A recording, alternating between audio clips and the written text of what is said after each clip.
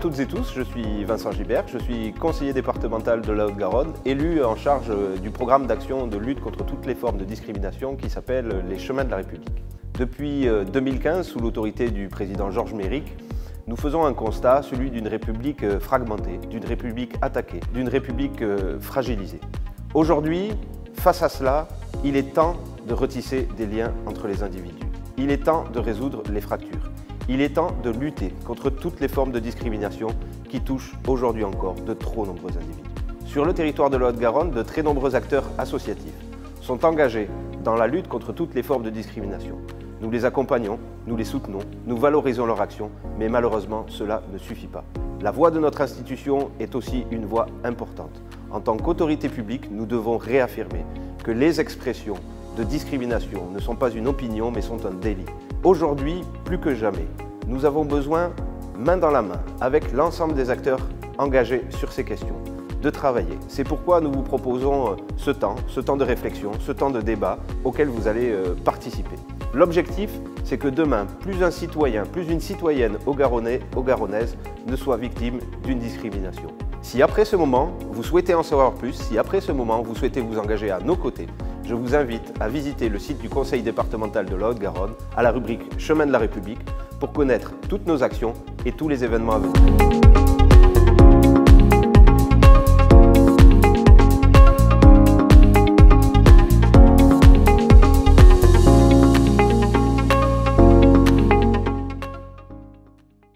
Bonjour, bienvenue dans ce nouvel épisode des colporteurs du web, dans des conditions un petit peu particulières, puisque je suis en compagnie de deux invités, Valérie Andanson et Elisabeth Rassandratana, que je vais présenter dans quelques instants. L'une est aux Pays-Bas, au tribunal international de La Haye, en audio, et Valérie Andanson, porte-parole des enfants de la Creuse, nous reçoit à Cavaillon, dans sa maison. Nous parlons aujourd'hui de l'affaire des enfants de la Creuse. De 1962 à 1984, plus de 2000 enfants réunionnais furent déportés par le gouvernement français sous l'impulsion de Michel Debré, qui était à cette époque député de La Réunion, dans le but de repeupler les départements métropolitains qui étaient victimes de l'exode rural, alors que les départements d'outre-mer, eux, étaient frappés par la misère d'une part et l'explosion du nombre d'habitants d'autre part. La promesse d'un avenir meilleur en métropole pour leurs enfants va être faite à des milliers de familles pauvres, bien souvent illettrées, et ces enfants seront placés en foyer de l'enfance et partiront vers la métropole, et certains seront adoptés. Mais ce que l'État ne dira pas, c'est que les enfants ne rentreront jamais à La Réunion. Ils seront placés dans des structures d'accueil ou dans des familles qui, dans certains cas d'ailleurs, se révéleront maltraitantes. Et cette pratique de migration par l'État durera jusqu'en 1984, puisque c'est seulement sous François Mitterrand qu'on suspendra cette transportation, ce transfert. Et bien des années plus tard, nous allons en parler, débutera un très long combat pour que la déportation dont ont été victimes les enfants soit reconnue juridiquement et que les victimes aient réparation et accompagnement. Pour en parler, je suis en compagnie de Valérie Andanson. Valérie, nous nous connaissons bien. Nous avons parlé très longuement de cette tragique histoire des enfants de La Réunion au mois d'octobre dernier dans les colporteurs, non pas dans les colporteurs du web, mais sur la série des Chemins de la République, les témoins de l'histoire. On a fortement détaillé cette histoire autour du film de Clémence de la Roberti, avec la participation de nombreux enfants de La Réunion qui étaient parmi nous. Tu es aujourd'hui secrétaire et chargé de communication de la Fédération des enfants déracinés des départements et régions d'outre-mer, et tu faisais partie de ces milliers d'enfants réunionnais arrivés en métropole dans les années 60 pour pallier ce déficit démographique de certains départements français que j'évoquais précédemment. Tu as découvert la vérité sur tes origines à l'âge de 16 ans seulement. Et depuis, tu n'as cessé de mener le combat pour retrouver ton histoire, celle de ta famille, et pour également te reconstruire. Tu vas pouvoir nous en parler, mais aussi certainement pour que cette histoire soit reconnue et que l'État reconnaisse son erreur afin d'aller vers le chemin de la résilience. Est-ce que j'ai oublié quelque chose dans cette présentation, Valérie ?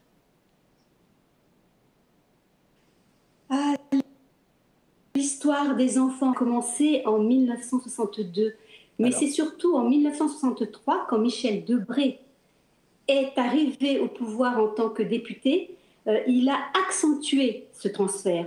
C'est-à-dire que c'était vraiment dans le but de prélever le maximum d'enfants de la Réunion pour les déplacer, les transplanter, les déporter vers la métropole, que ce soit des bébés jusqu'aux adolescents. C'est-à-dire que les assistantes sociales sillonnaient l'île de la Réunion vers les familles pauvres, pour leur leur dire, voilà, nous prenons vos enfants pour un avenir meilleur. C'est-à-dire que l'État a fait des promesses aux parents qui bien souvent étaient illettrés. Et en fin de compte, toutes ces promesses n'ont pas été tenues puisque nous sommes partis pour un aller simple. C'est vraiment dans le but d'arracher les enfants à leur famille. Et moi, je dirais que nous avons tous un parcours plus ou moins compliqué, mais nous avons quand même un point commun, c'est le déracinement, loin de notre famille, loin de nos repères, loin de notre île, loin de notre culture. Nous avons été transférés comme des objets, et je dis bien des bébés jusqu'aux adolescents. Et il y a eu des situations très graves. Il y a eu de belles situations, on va dire, de beaux parcours, mais il y a quand même eu de la maltraitance, du racisme. Et je pense que le fait d'avoir transplanté tous ces enfants n'a strictement rien résolu. Alors, puisque c'était vraiment pour un problème de démographie. Alors, on va pouvoir en débattre très largement. Je voudrais maintenant présenter Maître Elisabeth Rabé-Sandratana. Maître, vous êtes avocate, vous avez une carte de visite extrêmement fournie sur le plan de vos compétences, puisque vous êtes avocate, spécialiste en droit de la famille et des personnes, en droit pénal international, droit des étrangers et de la nationalité, et également droit des victimes dans les crimes de masse. Vous êtes également inscrite au barreau du Cambodge. Vous avez notamment défendu les victimes des Khmers rouges dans les procès qui ont suivi, auprès de la Cour pénale internationale de La Haye, où vous vous trouvez actuellement. Vous avez rejoint récemment le combat des enfants de la Creuse, que vous accompagnez désormais en tant que victime. Est-ce que vous pouvez nous dire déjà pourquoi vous avez eu le sentiment qu'il était nécessaire pour vous de rejoindre ce combat et de les accompagner? Oui, merci. Merci de cette belle présentation. Je vais vous expliquer effectivement la rencontre que j'ai eue avec la FED et notamment sa vice-présidente Valérie Andanson. Je connaissais cette histoire, mais j'en avais entendu parler, et sans plus. Hein, je n'avais pas prêté d'attention particulière. Mais lorsque je les ai rencontrés en 2019 et qu'ils m'ont exposé leur parcours, alors juridique, le parcours humain, Valérie vous l'a expliqué, il l'a très bien expliqué, mais ce parcours juridique qui se heurtait qu'à des échecs, je me suis dit c'est pas possible, leur cause est juste. Ces ex-mineurs sont aujourd'hui entrés dans une période de la quarantaine, enfin puisque les départs ont démarré en 1960 jusqu'en 1984. Donc certains sont déjà morts. Les premiers sont effectivement morts, les premiers transplantés. Je me suis dit ça n'est pas possible qu'on n'arrive pas à un résultat, ça n'est pas possible, compte tenu de la justesse de cette cause, qu'elle ne soit pas connue, reconnue, et qu'on leur donne leur place, puisqu'ils font partie de l'histoire de France. Et je les ai aussi trouvés dans une étape de leur vie et de l'action collective, de volonté de dialogue, de volonté d'aboutir, c'est-à-dire une volonté constructive, apaisée, mais déterminée, pour faire reconnaître la justesse de leur cause, obtenir de la part de l'État une reconnaissance des excuses publiques et des réparations. Et voilà, ça a été, je dirais, ce qui m'a envahi et ce qui m'a déterminé finalement à les suivre dans leur combat et à les aider juridiquement de toutes les manières possibles. Et il y en a beaucoup. Merci Maître. Valérie, quelles étaient les motivations profondes de l'organisation de cette migration par l'État? Tu as évoqué précédemment le fait effectivement d'une volonté de repeupler les campagnes françaises. Voilà. Est-ce que c'était le seul dessein ou est-ce que éventuellement il y avait d'autres choses, puisque cette histoire a quand même été une histoire cachée, comme l'a dit Maître Rabessandratana, il faut s'y intéresser, un peu moins maintenant grâce à l'action de ton association, mais il n'y a encore pas si longtemps que ça, il fallait vraiment chercher pour trouver cette histoire qui n'est pas très connue finalement, pas très reconnue surtout par l'État. Donc quelles étaient les motivations de l'État?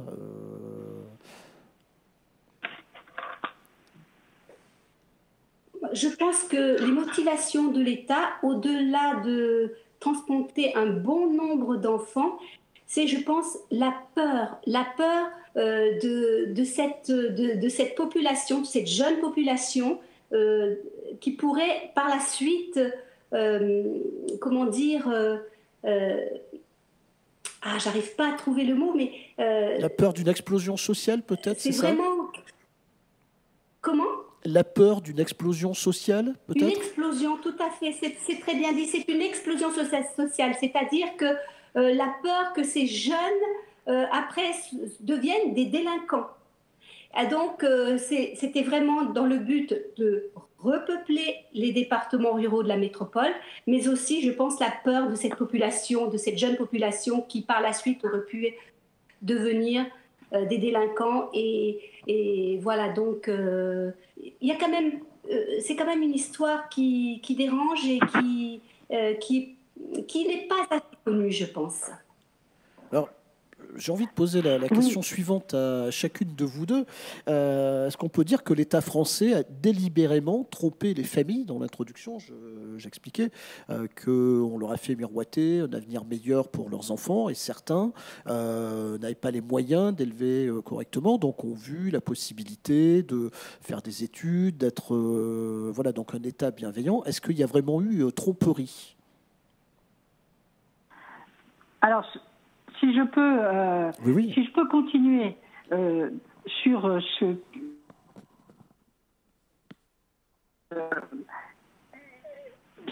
qu'elle dit est tout à fait juste en ce qui concerne l'explosion démographique et de la jeunesse, mais je pense que c'est aussi à rapprocher d'une conception de l'époque où on considérait qu'un département surpeuplé était une entrave au développement. Alors, on mettait en avant que de bons arguments, n'est-ce pas? Donc, on disait, il faut développer économiquement la Réunion, et donc, il faut solutionner ce problème de pression démocratique. Et c'est comme ça, avec ces bonnes idées, je dirais, tout à fait acceptables, que l'on en est arrivé à cette idée d'une colonisation intérieure. C'est-à-dire, en fait, on envoie une série de populations jeunes, ce surplus de population, eh bien, on l'envoie dans des départements, dans des zones de France, dans des terres qui sont à mettre en valeur. Et ça, c'était organisé dans une politique du plan, une politique de peuplement territorial, d'aménagement du territoire. Voilà. Donc, si vous voulez, il y avait vraiment le concept théorique qui était parfait, qui encadrait cette action, qui était détestable. Alors, maintenant, sur la question que vous avez posée, effectivement, il y avait des mensonges. Dès le départ, il était entendu que c'était des retours, des transferts sans retour. Parce que l'idée, c'était l'idée d'une colonisation intérieure, c'est-à-dire que ces enfants devaient peupler ces territoires en déshérence et devaient établir leur vie en France pour servir de main-d'œuvre, pour différents besoins, puisque en fait, si vous voulez, il y avait la partie d'enfants qui a été adoptée était quand même une minorité. Donc la plus grande partie des enfants était destinée finalement à prendre racine en France et à travailler en France. Mais aucune précaution concernant leur acclimatation, concernant l'assistance qu'ils pouvaient avoir. Ils arrivaient, ils ne connaissaient pas la langue. Et on a joué...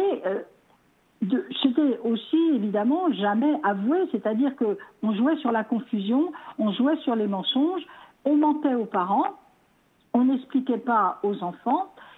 Par exemple, dans les dossiers de l'administration, ce qui est intéressant, c'est que lorsque l'on faisait signer des actes, dans certains dossiers, il y a quand même eu des autorisations parentales pour envoyer l'enfant en métropole, mais les actes étaient libellés de la façon suivante. J'autorise donc ma fille ou mon fils à se rendre en métropole et à y séjourner.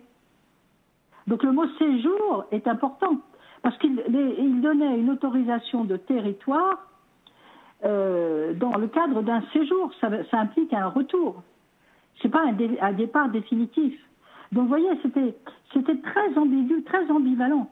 On faisait signer des autorisations de sortie du territoire qui sont tout à fait contestables dans certains dossiers et dans d'autres dossiers, on ne faisait rien signer du tout, ou on faisait signer des actes dits d'abandon à des gens qui étaient analphabètes et qui ne savaient pas écrire et qui, par exemple, signaient avec simplement l'empreinte digitale de leurs doigts. Alors, est-ce vraiment leur empreinte? Enfin, tout est aussi possible, mais c'est certain que l'administration n'a jamais ouvertement indiqué que c'était des allées sans retour.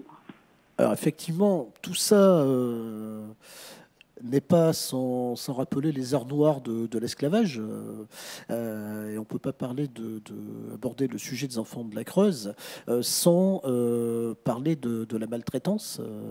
Valérie, il y a bien eu une maltraitance pour beaucoup de ces enfants, mauvaises conditions. Et si je faisais allusion à l'esclavage, c'est qu'ils étaient essentiellement considérés comme de la main-d'œuvre. On les a mis au boulot quand ils sont arrivés. Ils n'allaient pas à l'école, ils allaient au champ, enfin aux travaux de la ferme, c'est bien ça. Oui, c'est vrai qu'il y a eu de la maltraitance. Moi, j'ai été maltraitée pendant 4 ans, mais je pense que les adolescents ont encore beaucoup plus souffert que les petits, puisqu'ils étaient dans des fermes. Et on peut considérer que c'était vraiment de l'esclavage moderne, puisque c'était de la main-d'œuvre gratuite.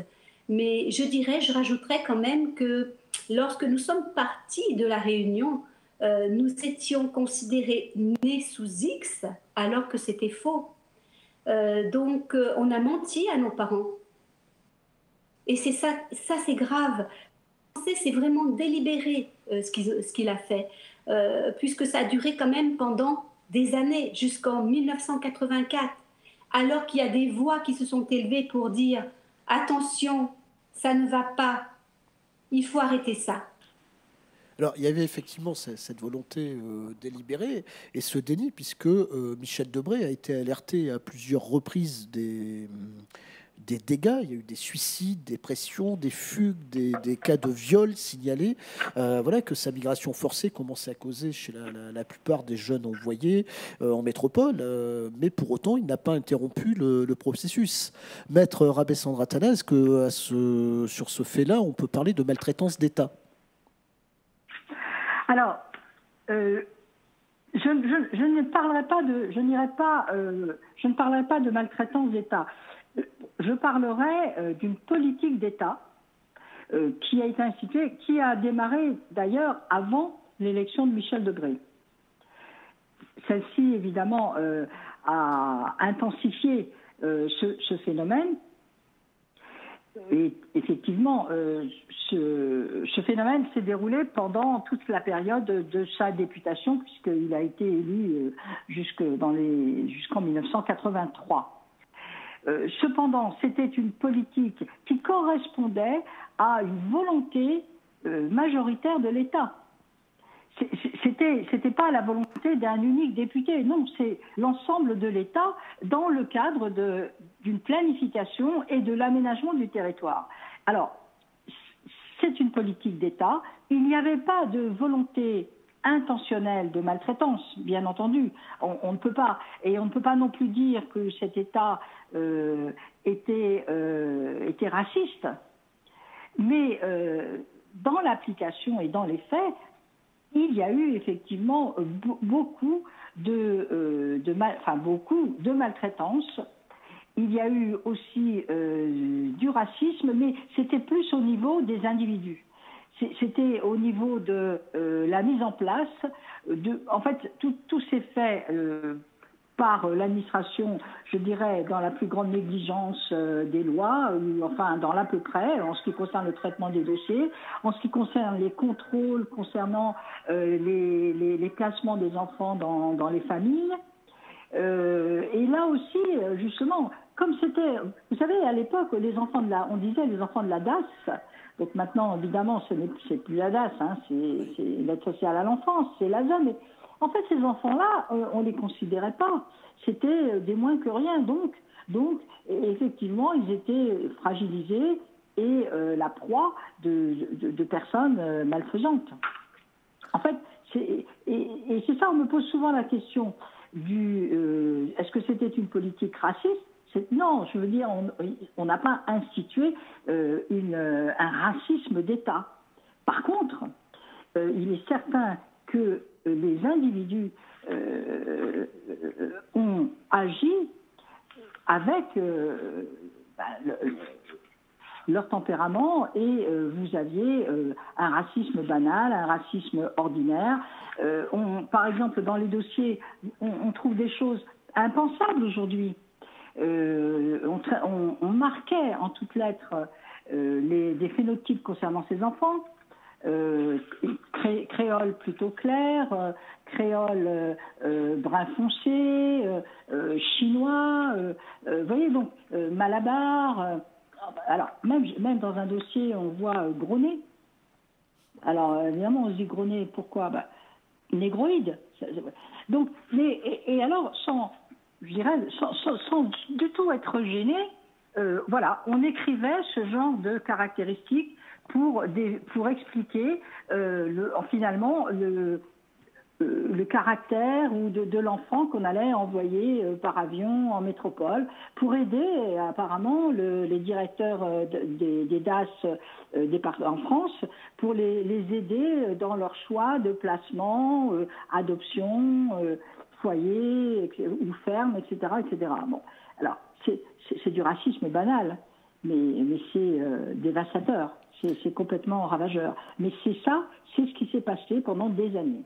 Alors, c'est vrai que je posais plus la question de la maltraitance d'État, finalement, que du racisme d'État.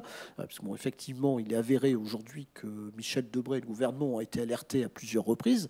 Et j'ai en tête le fait du directeur d'un foyer d'accueil, je crois que c'était à Guéret, qui a écrit lui-même à Michel Debré pour lui dire, voilà, c'est pas possible,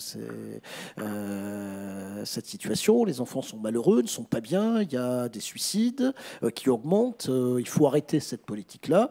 Et très curieusement, ce monsieur, qui a fait preuve d'un grand courage, a été licencié dans la quinzaine qui a suivi. C'est bien ça, Valérie? Tout à fait. Donc, c'est le directeur du foyer de Guéret qui a alerté l'État que ça allait mal, qu'il fallait absolument que les enfants repartent.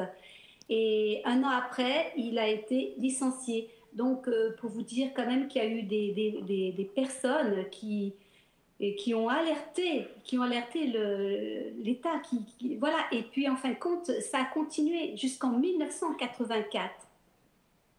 Alors, et curieusement, d'ailleurs, c'était autant cette histoire est méconnue aujourd'hui, autant dessin caché probablement. Mais enfin, quand nous nous sommes vus à l'automne dernier, on a exploré cette histoire des enfants de la Creuse. J'ai eu la surprise de découvrir qu'il y avait des journaux télévisés qui avaient été faits sur ce sujet-là. Alors, on présentait bien sûr sous un jour plutôt idyllique, hein, l'accueil, etc. Mais c'était pas du tout des dessins étaient cachés, mais l'histoire en elle-même ou le fait de cette déportation était pas forcément étalé beaucoup, mais enfin il y a des traces dans la presse écrite ou dans la télévision qui étaient à ses débuts de cette affaire. Alors Valérie, le chemin a été long, semé d'embûches, pas facile, pour arriver à ce que malgré tout, très récemment, l'État reconnaisse sa responsabilité, l'État français, au travers d'une résolution mémorielle. C'était en 2014 qu'a été adoptée à l'Assemblée nationale, cette résolution, pour que, je mets des guillemets, et tu me corriges bien sûr, la connaissance historique de cette affaire soit approfondie et diffusée, et que l'État reconnaisse avoir manqué à sa responsabilité morale. Donc, ce qui nous ramène effectivement aux explications notamment de Maître Rabessandratana. Donc, comment cela s'est passé quelle a été la démarche pour arriver à ce qu'enfin il y ait une reconnaissance de l'État? Quel événement exceptionnel en février 2014? Donc, c'est Erika Barèche, qui était députée de La Réunion, qui a porté cette résolution à l'Assemblée nationale. Et moi, j'y étais, hein, dans l'hémicycle. Oui. Ça a été un moment très émouvant.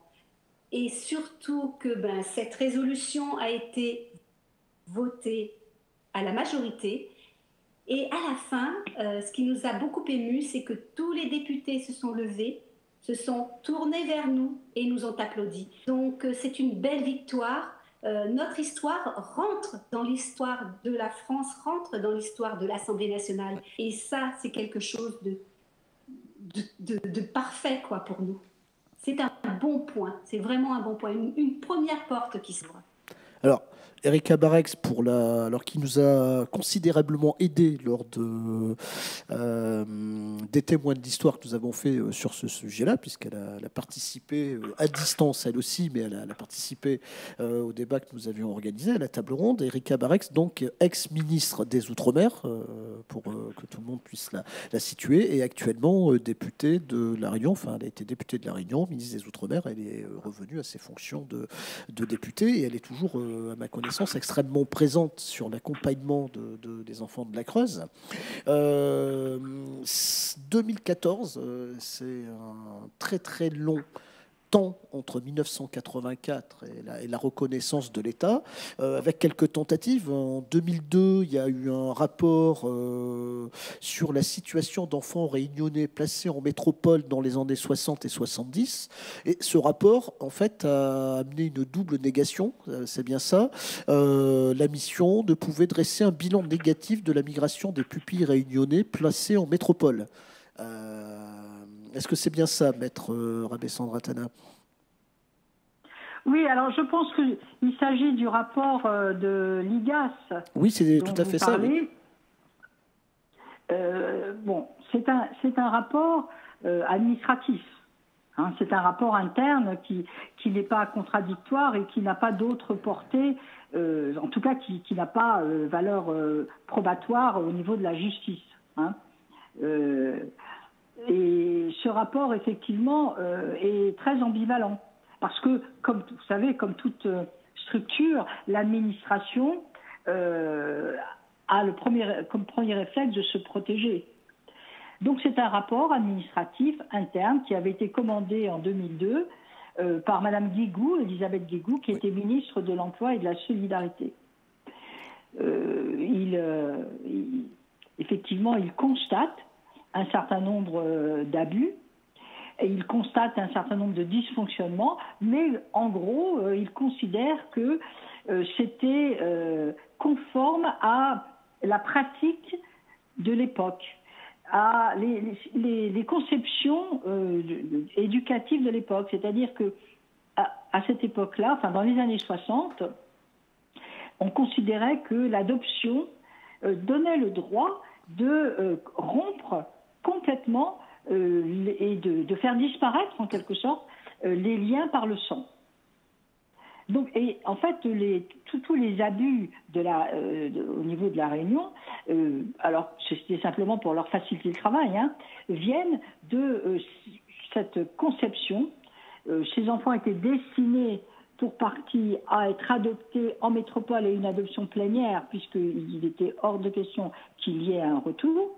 Et donc, il fallait absolument rompre toute possibilité de retrouver les familles d'origine, et alors, par facilité ou négligence, on s'est mis à créer de toutes pièces de vrais faux actes de naissance, donc apocryphes, avec un lieu de naissance imaginaire et des noms de naissance imaginaires. Donc ça, c'est quand même, c'est la première faute de l'État. Ça, c'est une faute. Donc juridiquement, c'est qualifié comme une faute, parce qu'on n'a pas le droit de manipuler l'état civil de cette façon. On ne peut créer ces actes d'état civil, l'officier d'état civil n'est autorisé à le faire que dans des cas très précis. Il n'y en a que 2. Lorsque la mère a accouché sous X ou lorsque l'enfant a été trouvé. Par exemple, on trouve le berceau à la porte d'un foyer de religieuse ou dans la rue. Voilà. Donc c'est quand même des conditions très restrictives. Ce n'est pas du tout ce qui s'est passé à La Réunion. Mais c'était un mécanisme pour ensuite fabriquer en quelque sorte des pupilles de l'État, c'est-à-dire des enfants qui allaient être gérés par la DAS, puisque à l'époque c'était la DAS, donc il y avait des PA, pupilles abandonnées, donc là carrément les parents avaient soi-disant signé des actes d'abandon, et des PO, les pupilles orphelins, où là, les parents n'existaient plus. Or, c'est vrai que il s'est avéré, et ça c'est le rapport des experts qui l'a établi, que les parents étaient bien vivants. Alors, effectivement, alors le temps file assez vite et je voudrais arriver à la suite, puisque effectivement ce que vous venez d'évoquer constitue, on va y venir, notamment une grande difficulté pour ces enfants de la Réunion pour, dans certains cas, retrouver leur identité. Valérie m'a un jour montré ces 2 cartes d'identité, voilà, avec des noms différents.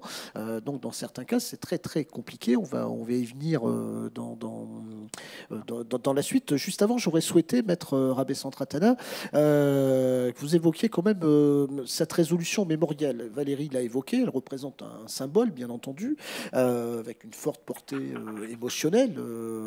Valérie évoquait le jour du vote à l'Assemblée, on le retrouve sur YouTube assez facilement, et c'est vrai qu'on sent que c'était un moment extrêmement fort.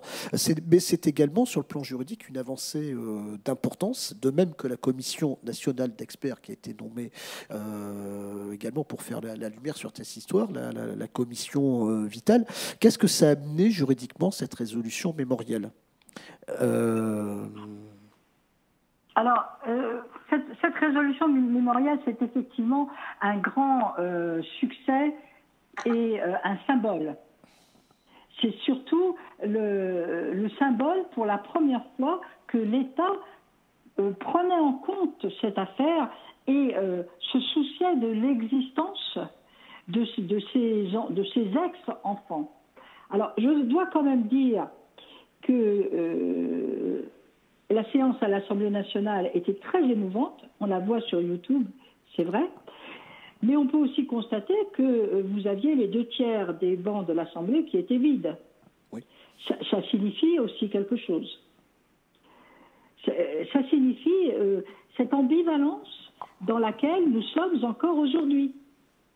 Donc cette résolution a eu le mérite de porter au niveau national cette affaire, de dire au niveau national qu'il y avait une responsabilité morale de l'État et dans le prolongement de mettre en place cette commission qui, elle, avait une mission informative et historique et qui a pu établir la chronologie des faits, de telle sorte qu'aujourd'hui, il ne peut plus y avoir de rumeurs, il ne peut plus y avoir de questionnement. La vérité des faits, la vérité historique, si vous voulez, a été établie.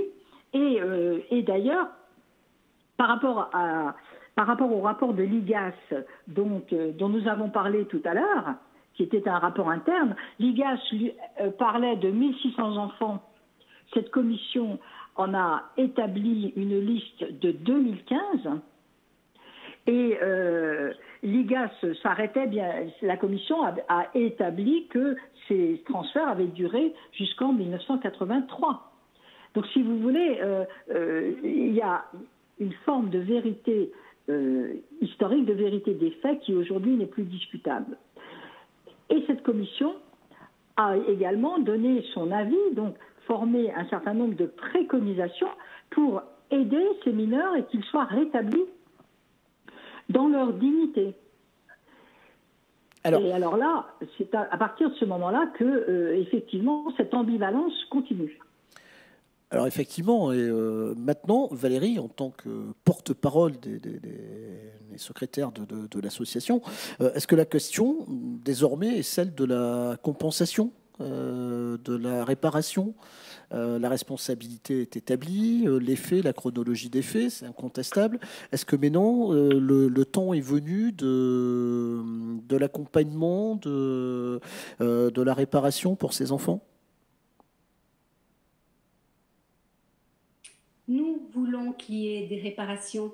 C'est pour ça que notre avocate, Maître Abbé Sandatana, est ici et qu'elle nous soutient. Et nous pouvons la remercier parce qu'elle est vraiment très investie dans notre histoire. Nous allons travailler avec elle. Mais c'est vrai que je reviendrai un petit peu sur le problème d'identité parce que je tiens vraiment à souligner qu'aujourd'hui, j'ai une fausse identité. Et que sur le plan identitaire, c'est compliqué. Comment voulez-vous qu'on puisse se situer?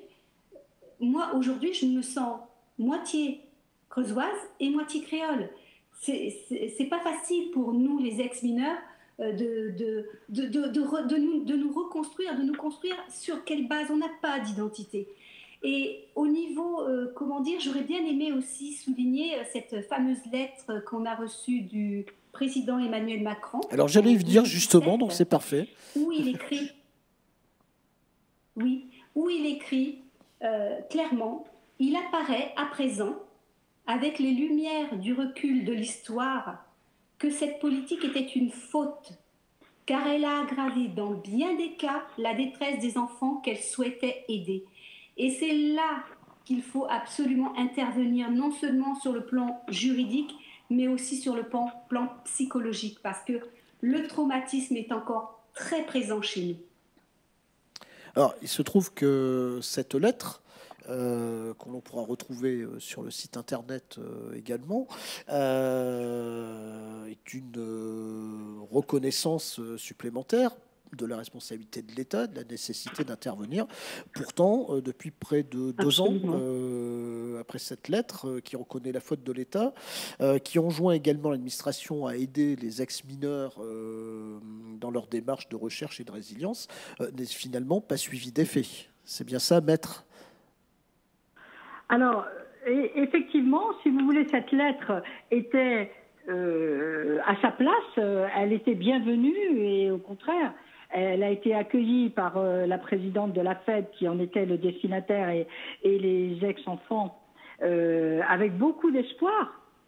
Et malheureusement, le gouvernement, puisque effectivement le président dit qu'il veut que cette affaire se règle dans la transparence et que l'on trouve les meilleures solutions, et qu'il s'en remet à sa ministre des Outre-mer, le gouvernement, sur ce plan, s'est montré d'une timidité absolue.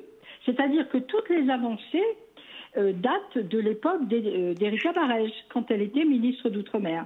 La prise en charge des billets pour pouvoir retourner connaître son pays d'origine ou retrouver des odeurs, des images,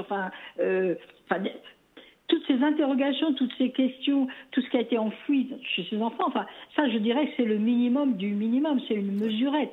Cette mesurette, elle existait déjà. Donc, si vous voulez, ce ministère qui était là pour faire le co-suivi, puisqu'en fait, à la suite des préconisations du rapport, il était mis en place des réunions de co-suivi avec le ministère de l'Outre-mer pour suivre l'accompagnement de ces mineurs et suivre effectivement, faire en sorte que ces préconisations puissent rentrer dans la réalité. Et ces préconisations, c'était d'abord et essentiellement des préconisations mémorielles. Et c'est à ce stade, c'est ce qui est utile. C'est pour reconstruire, il faut d'abord mettre, je dirais, la vérité sur la table. Il faut qu'ils connaissent, qu'ils aillent à la connaissance de leur origine, de leur culture d'origine, et il faut également que les familles à La Réunion soient également accompagnées, parce que à La Réunion, en dehors des gens directement concernés, vous avez une chape de plomb. Il y a une espèce de honte, il y a une espèce de culpabilité sourde, mais qui est présente et qui s'attache à cette terre, parce que on ne peut pas occulter, on ne peut pas l'occulter. Et donc il faut que, je dirais, tout ça soit mis en place, et c'est ce que ça faisait partie des préconisations. Ces mesures mémorielles, également la mise en place ici d'un centre de ressources, un peu à l'image de ce qui a été fait près de Lyon, à la maison d'Isieux, qui était une maison qui a recueilli des enfants juifs pendant la Seconde Guerre mondiale, lesquels enfants ont été déportés. Et cette maison est aujourd'hui un lieu de recherche, c'est aussi un musée, un centre de ressources. Elle est administrée par un ensemble, par la population civile, avec des universitaires, enfin toute une série de gens. Mais voilà, ils ont besoin ici d'un lieu également pour se retrouver, parce qu'on parle des enfants de la Creuse, mais 80 départements sont concernés. Alors, si vous voulez, face à ce vide assourdissant, cette absence, ces 3 réunions de co-suivi qui n'ont abouti à rien, eh bien, pour débloquer cette machine, nous sommes intervenus auprès du défenseur des droits. Le défenseur des droits, c'est celui qui, alors il est nommé par le président de la République, c'est une personne qui est protégée par la Constitution, et c'est une personne qui doit veiller à ce que les droits fondamentaux, les libertés fondamentales soient respectées par les administrations, par les associations, par toute structure investie d'une mission de service public. Or, ici, face à ce blocage, si vous voulez, leur démarche n'est pas une démarche agressive, mais il faut débloquer cette machine, il faut savoir d'où ça vient, comment y remédier, et le défenseur des droits a le pouvoir d'investigation, un pouvoir contradictoire, c'est-à-dire qu'il peut aller dans partout, et mettre toutes les parties, enquêter, investiguer d'une manière contradictoire, et c'est ce qui est intéressant, parce qu'il y a plein de choses qui restent encore cachées.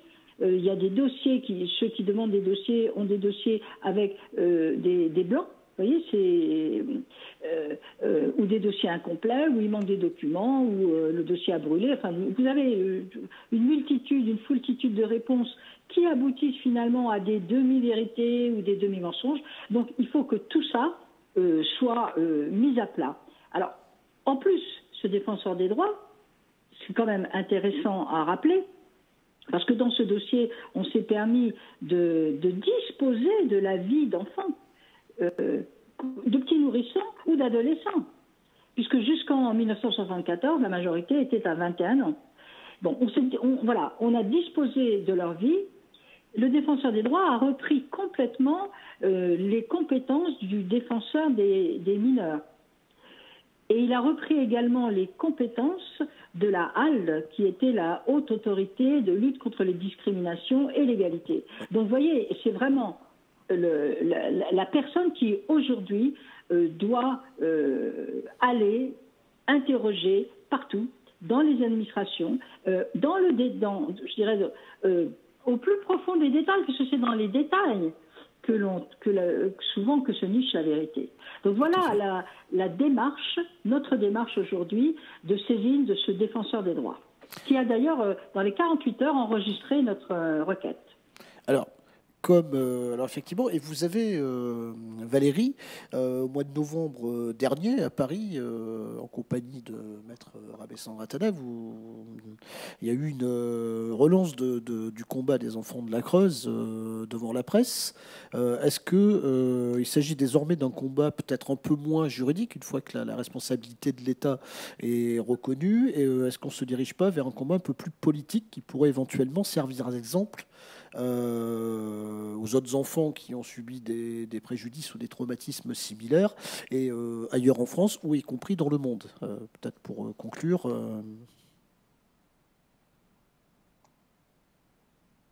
Oui, mais je dirais que depuis 2018, depuis la remise du rapport final des experts de la Commission nationale, rien ne bouge.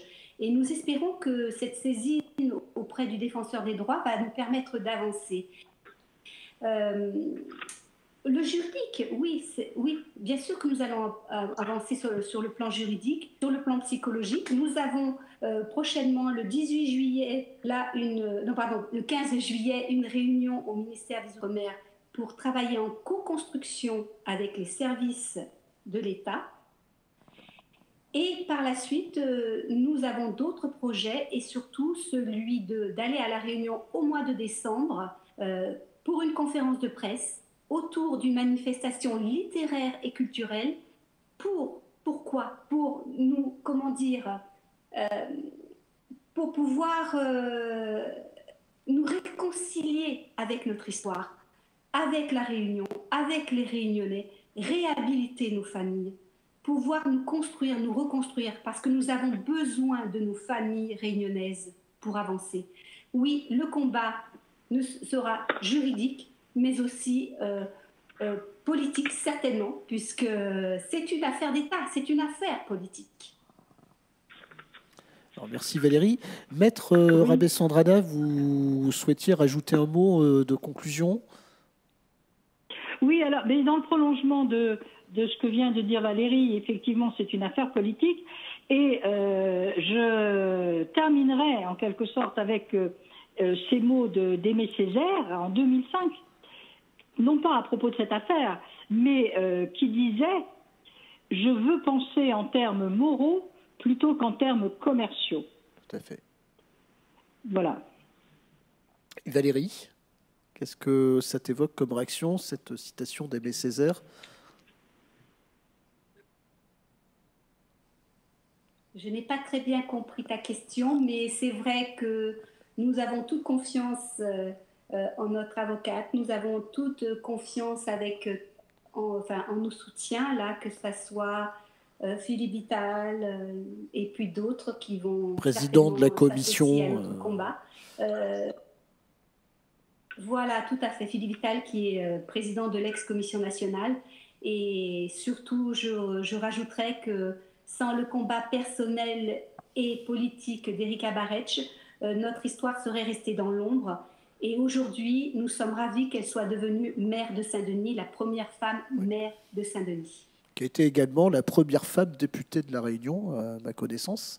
Voilà, et nous avons ouvert la série des colporteurs d'histoire autour des personnalités de Simone Veil et de Robert Badinter au travers d'une interprétation théâtrale qui a pour titre, interprété par Christophe Merle et Corinne Mariotto, qui a pour titre Du courage et de la conviction en politique. Et je pense que Erika Barretsch s'inscrit parfaitement dans cette logique de conviction et de courage, parce qu'elle s'emparait d'une cause qui était juste, qui est la vôtre. Il me reste à vous remercier très chaleureusement l'une et l'autre. Merci, Maître Rabessand Ratana, d'avoir été parmi nous en audio, malheureusement, mais nous nous reverrons donc au tribunal de La Haye. Vous vous siégez actuellement. Merci à toi, Valérie. Et, le Conseil départemental des chemins de la République continue à garder un œil sur l'action des enfants de la Creuse. On en reparlera très certainement et on reste en contact, comme on dit. Donc merci à vous deux, merci à vous d'avoir suivi cet épisode. Et vous pouvez retrouver les enfants de la Creuse, bien entendu, sur leur site internet et au travers des documents mis en ligne sur notre site. Voilà, donc je vous souhaite une bonne fin de journée et à très vite, à très bientôt. Au revoir. Merci beaucoup. Au revoir. Merci Jean-Luc, merci à toi surtout et au conseil départemental de Toulouse. Merci. Au revoir maître. Merci.